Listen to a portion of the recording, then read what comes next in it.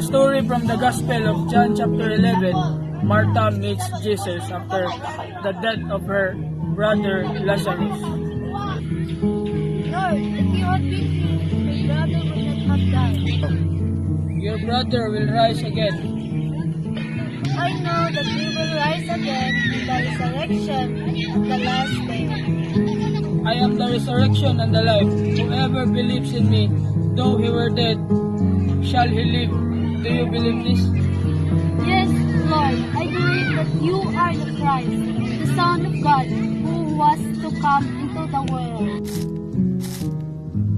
This passage does more than tell a story.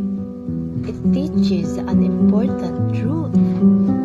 First, it comforts Martha. She is grieving the death of her brother, but Jesus gives her hope by promising resurrection and eternal life. Second, it reveals who Jesus is when Jesus says, "I'm the resurrection and the life." He shows his divine power over death. Third, Martha's testimony becomes powerful witness, similar to the confession of Peter the apostle in the Gospel of Matthew.